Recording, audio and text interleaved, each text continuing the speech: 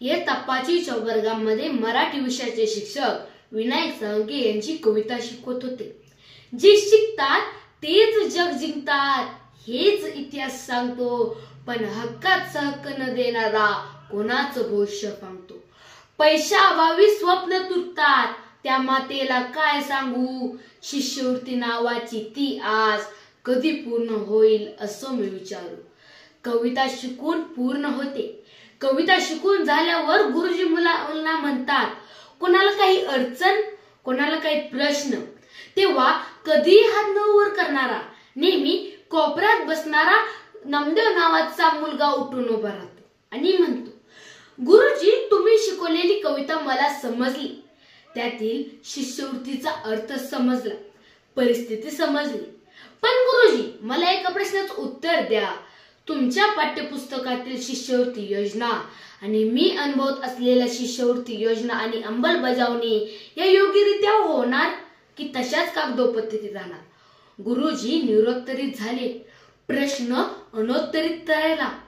हाच अनोत्तरित प्रश्न घेऊन मी व्यासपीठावर उभा आहे। नमस्कार, मी रुद्र जनार्दन देशमुख, राजाराम बापू पाटील मिलिटरी स्कूल ईश्वरपूरचा विद्यार्थी। कॉप्स आयोजित राष्ट्रीय वक्तृत्व स्पर्धेमध्ये मी विषय मांडतोय सरकारी शिष्यवृत्ती योजना आणि अंमलबजावणी। शिष्यवृत्ती नावातच शिष्य आणि वृत्ती आहे, म्हणजेच विद्यार्थी घडवण्याची वृत्ती। शासकीय शिष्यवृत्ती योजना ही विद्यार्थ्यांना शिक्षण देण्याचे काम करते।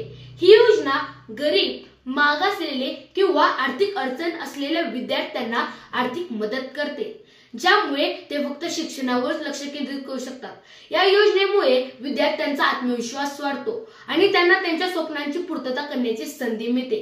या माध्यमातून शिक्षित विद्यार्थी समाजात सुधारणा घडवून आणू शकतात आणि भविष्यातील पिढ्यांसाठी प्रेरणा बनू शकतात। ही योजना केवळ आर्थिक मदत नाही तर ज्ञान आणि संधींची ताकद प्रत्येक विद्यार्थ्यापर्यंत पोहोचवते।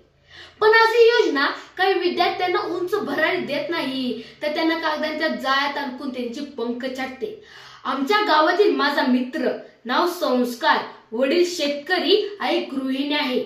त्याचं स्वप्न आहे की त्याच्या आई वडिलांचं नाव मोठं करायचं, म्हणून त्याला एरोस्पेस इंजिनियर व्हायचं होतं। शिष्यवृत्ती मिळाली असती तर कॉलेजची फी भरली गेली असती, पण अर्ज ऑफिसात पडताळणीत अडकला, त्यामुळे त्याला वेळेवर चांगल्या अकॅडमीमध्ये ऍडमिशन मिळाले नाही, त्यामुळे त्याचे शैक्षणिक नुकसान झाले। हे केवळ त्याचे नुकसान नाही तर या देशाचा तोटा आहे, कारण एक इंजिनियर हरवल्याने एक पूल, एक मशीन, एक शोध हरवला आहे। याच्यात 2 वर्षाची आधीची घटना म्हणजे त्याच्याच बहिणीने LLBच्या पहिल्या वर्षासाठी सांगली शहरात ऍडमिशन घेतली, ती सुद्धा शिष्यवृत्ती योजनेवरच अवलंबून होती।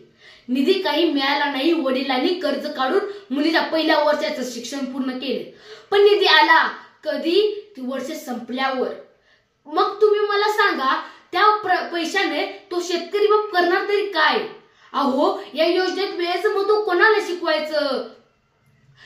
दरवर्षी राष्ट्रीय स्तरावर लाखो विद्यार्थी या योजनेत अर्ज करतात, पण जवळपास 30% अर्ज पडताळणीत आणि 20% अर्ज तांत्रिक कारणाने अडकतात आणि हजारो विद्यार्थी पैशाअभावी शिक्षण सोडतात। हे केवळ आकडे नाहीत, हे हजारो स्वप्नांचे झोप उडवणारे सत्य आहे। मग यावर उपाय काय? तर आजच्या शासनाने म्हणजेच आजच्या लोकशाहीत असलेले सरकारने अर्ज प्रक्रिया ऑनलाईन पण सोपी केली पाहिजे। तसेच निधी थेट विद्यार्थ्यांच्या बँक खात्यात पाठवावे आणि पडताळणीची मुदत 15 दिवसांवर ठेवावी व निधी अडवणाऱ्यांवर फौजदारी कारवाई झालीच पाहिजे, कारण हीच लोक आपल्या देशाचं भवितव्य अंधारात नेत आहेत। हा केवळ शिक्षणाचा मुद्दा नाही तर हा प्रश्न आहे देशाचा भविष्याचा। आज जर आपण गप्प बसलो तर उद्या आपल्या घरातली मुली प्रक्रियेत हरवेल। हे शिष्यवृत्ती हा हक्क आहे, भीक नाही, आणि हक्क उशिरा देणं म्हणजे आपला अन्याय आणि अन्यायाविरुद्ध उभं राहणं आपला धर्म। शेवटी जाता जाता मला इतकेच सांगावसे वाटते की आम्ही उन्हात जळून पीक वाढवणारे, आम्ही पावसात भिजून पीक पेरणारे आणि आम्ही शेवटच्या श्वासापर्यंत लढणारे धन्यवाद। जय हिंद, जय भारत।